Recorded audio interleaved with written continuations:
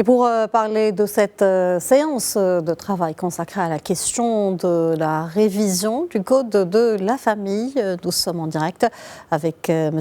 Driss Aissaoui, analyste politique et économique. Bonjour Driss Aissaoui et merci d'être avec nous. Bonjour à vous, madame. Alors, première question, quelle lecture faites-vous de cette volonté royale pour faire avancer les droits des femmes et moderniser le cadre juridique familial au Maroc? Nous sommes en présence de l'aboutissement d'un long processus qui a été entamé, bien entendu, à la suite des instructions, des hautes instructions de Sa Majesté le roi Mohammed VI pour le ministère, pour tous ceux qui sont concernés par la réforme du Code de la famille, qui a d'ailleurs commencé en 2004.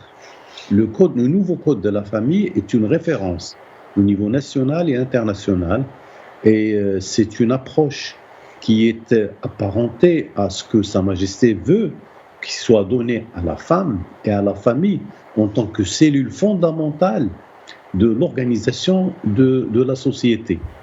Et je pense qu'il y a un travail qui a été fait, et comme vous l'avez bien souligné, il y a le ministère de la Justice, le ministre des Habous, le chef du gouvernement, donc pratiquement, et la ministre chargée des questions de la famille.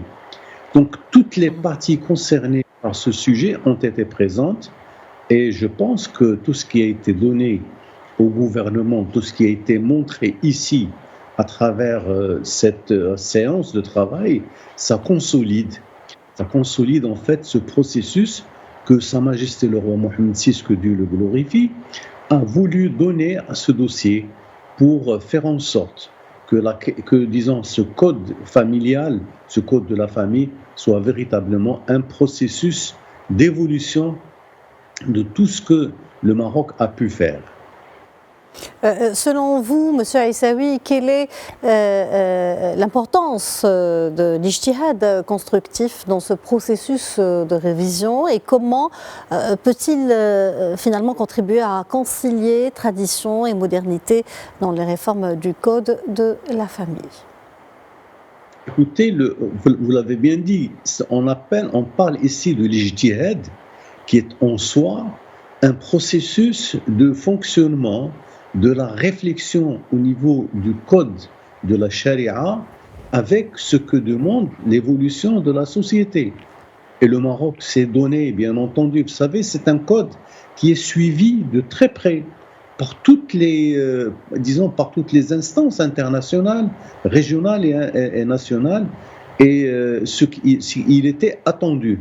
D'ailleurs, il y a une première version qui a été donnée à Sa Majesté le roi, et lui-même avait demandé au conseil des oulémas d'intervenir et de donner son avis. Mais un avis à travers quoi? À travers l'ijtihad.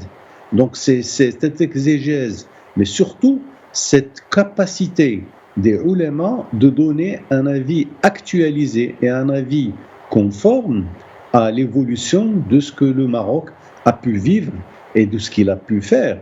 Et ici, quand on parle de code de la famille, on ne veut pas parler de code de la femme seulement. Nous sommes en train de parler de la cellule fondamentale qu'est la famille dans ce pays. Et je pense que ce qui a été fait comme réflexion est une réflexion extraordinaire, importante, et c'est une évolution qui a permis au Maroc et qui permettra au Maroc de franchir des étapes importantes dans son évolution, parce qu'on a donné à la femme et à la famille la place qu'il lui faut dans le processus socio-économique du pays. Sa Majesté, le roi Mohammed VI, insiste sur la communication avec l'opinion publique.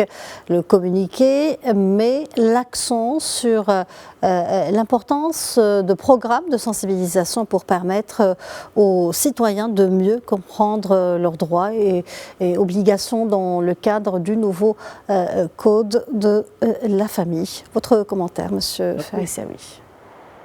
Oui. ce que vous dites est important, parce qu'on est en train de parler de textes juridiques très compliqués, etc., mais d'un effort et d'un travail qui a été fait par une commission spécialisée de oulémas, de spécialistes, de juristes, etc. Mais le plus important, c'est de porter tout cela à la connaissance du citoyen marocain. Et c'est pour cela que la communication avec les citoyens requiert et, occupe une place fondamentale dans la vie de tous les jours. Et c'est pour cela qu'il a donné ces instructions pour que la communication directe avec le citoyen soit véritablement le fer de lance de tout ce processus, de toute cette évolution. Et je pense que tout cela, certainement, va arriver à la connaissance de la femme marocaine, du citoyen marocain et de l'avenir des jeunes. Et surtout, il fallait absolument apporter cette réflexion à la société marocaine pour qu'elle sache que nous allons évoluer et que le Maroc a effectivement évolué et que la cellule fondamentale de la société est préservée, que la femme a été bien traitée et que surtout la question de la famille est une question essentielle et qui a été prise au sérieux par la société marocaine. Et en fin de compte, tous les débats qui pouvaient avoir lieu dans les coulisses au niveau des partis politiques vont être résolus à travers ce qui a été fait. Et vous l'avez dit tout à l'heure, nous sommes en présence d'un système qui permet l'ijtihad. Et donc, c'est l'ijtihad, c'est le travail fondamental qui permet de faire évoluer les textes, de les adapter à l'évolution de la société. Et je pense que le travail a été fait, que ce soit du côté religieux, parce que le Conseil supérieur des oulémas a émis un avis à travers la charia. Il y a un conseil des juristes qui a été, donc, à travers le ministère de la Justice, qui a donné un avis. Et je pense que tout cela a permis à Sa Majesté et à tous ceux qui étaient présents à cette réunion, une réunion importante. D'ailleurs, le chef du gouvernement était là et toute l'équipe gouvernementale intéressée par le sujet était là. Et je pense que ça va faire une évolution certaine, importante de ce qui touche à la famille marocaine. Monsieur Driss Aissaoui, je vous remercie pour cet éclairage. Merci d'avoir répondu à nos questions. Je rappelle que vous êtes analyste politique et économique. Merci.